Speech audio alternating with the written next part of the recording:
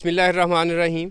अस्सलाम वालेकुम नाज़रीन, मैं हूं आपका होस्ट वसीम चौधरी। तो आज हम आपके लिए एक बड़ा ही स्पेशल प्रोग्राम लेके हैं जिसमें आपको एक ऐसी जगह हम दिखाएंगे, ऐसी मालूमात देंगे जो आज तक आपको नहीं पता। विहाड़ी के करीब जो एक कस्बा है जिसको मियाँ पक्की कहते हैं, यहाँ पर एक बंगला है जो महकमा नहर का बंगला है। हम उस जगह पर मौजूद हैं और यहाँ पर एक इंटरनेशनल लीडर जो है वो कैद रहे हैं जिसका आज तक किसी को नहीं पता। उसके बारे में हम बात करेंगे, लेकिन इससे पहले हमारे साथ इस वक्त मौजूद हैं ख्वाजा रियासत अली खान साहब, जो कि इरिगेशन डिपार्टमेंट में सर्विस कर चुके हैं, इरिगेशन डिपार्टमेंट में मुलाजिम रहे हैं और इस बंगला में अपनी ड्यूटी परफॉर्म करते रहे।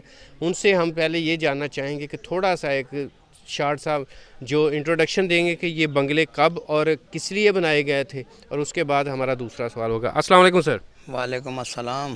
सर, सबसे पहले तो हमारे नाज़रीन को आप ये बताइएगा कि जो ये बंगला होते, डाक बंगले भी इनको कहते थे या इरिगेशन डिपार्टमेंट के रेस्ट हाउस हैं, जो भी है, ये कब जो मार्ज़ वजूद में आए और इनको बनाने के मकासद क्या थे?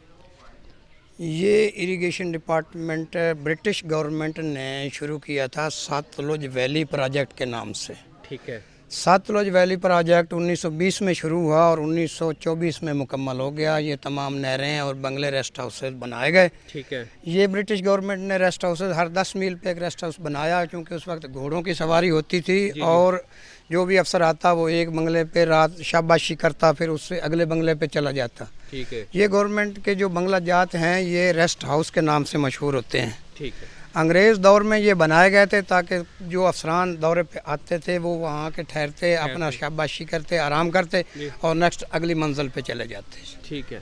अच्छा सर, इस वक्त हम मियाँ पक्की का ये बंगला है, यहाँ पर मौजूद हैं। आप यहाँ पर ड्यूटी करते रहे हैं, आप इरिगेशन डिपार्टमेंट में जो आपने सर्विस की है। तो हमारे इल्म के मुताबिक जो हमारी मालूमात हैं, हमें पता चला है कि यहाँ पर जवाहरलाल नेहरू जो कि हिंदू लीडर थे, तो कायद-ए-आज़म के मुकाबले में आपको पता है कि पार्टीशन से पहले जो एक बड़ी सियासत की है, तो वो यहाँ पर कैद रहे हैं।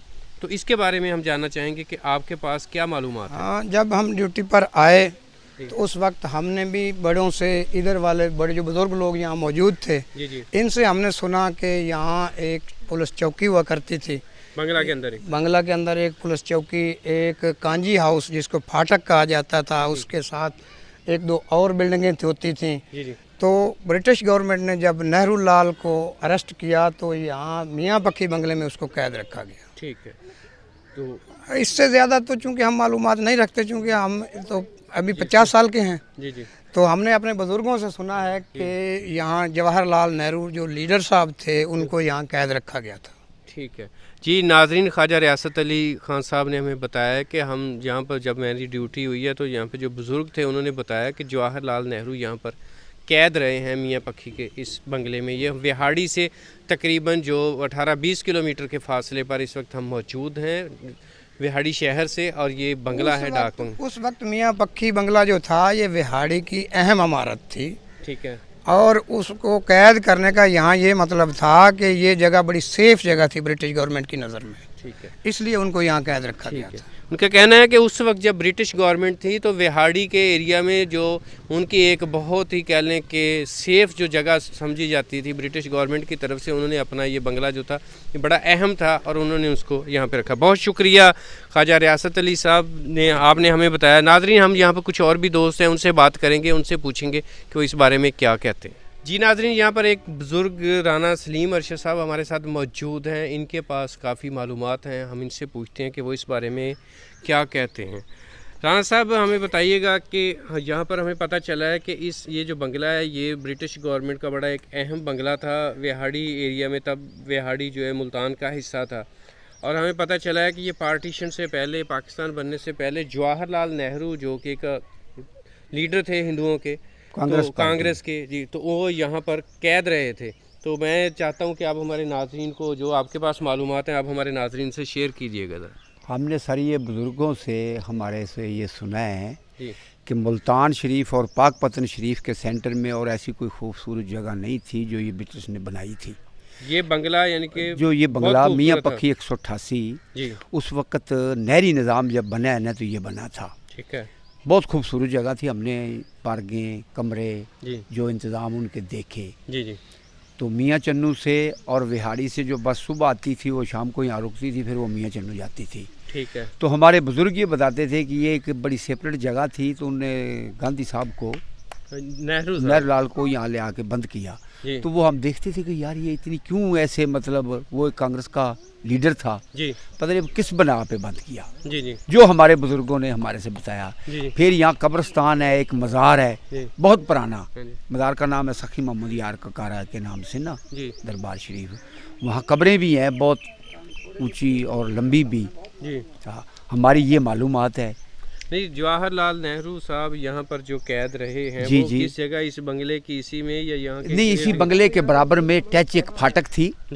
وہ پانی جب یہ سیلاب آیا ہے نا، سکھ بیاس جو انڈیا سے آتا ہے، اس نے گرا دی. وہاں پر ایک کمرہ تھا، اس میں کہتے تھے بند. ٹھیک ہے. جو ہمارے کو بزرگوں نے بتایا، ہم نے وہ کمرہ دیکھا ہے. تو بزرگوں نے یہ بھی آپ کو بتایا ہو شاید کہ ان کو کس وجہ سے یہاں پر قید کیا گیا تھا اور کتنے عرصے کے لیے؟ نہیں، یہ سر نہیں، جس چیز کا نہیں پتا، غیر متعلق کی بات یہ کیا کہ مطلب وہ کسی بھی لا پہ، بغاوت پہ یا کوئی نہ ماننے پر یہاں لے آ کے بند کر دیا. ٹھیک ہے. ناظرین، انہوں نے بتایا کہ جواہر لال نہرو کو، انہوں نے بھی اپنے بزرگوں نے، جو ان کے بزرگوں نے ان کو بتایا کہ جواہر لال نہرو کو یہاں پر جو اس بنگلہ کے ساتھ ایک پھاٹک تھا جس کو کہ ایک جانوروں کے لیے قید خانہ آپ کہہ سکتے ہیں، کہ وہ جانور جو بھی نقصان کرتے ہیں، آج کل بھی ہیں بہت ساری جگہوں پر وہ، تو اس میں اس جگہ پہ آ کے ان کو قید کیا گیا تھا. اور 1980 میں یہاں پر جو سکھ بیاس جو دریا کا پانی یہاں پر آتا ہے تو اس کا سیلاب آیا، اور اس سیلاب کی وجہ سے یہ ساری بلڈنگ جو ہے، چونکہ یہ کچی تھی تو یہ بلڈنگ ساری ختم ہو گئی، لیکن بنگلہ کی جو ایکچوئل جگہ ہے وہ موجود ہے.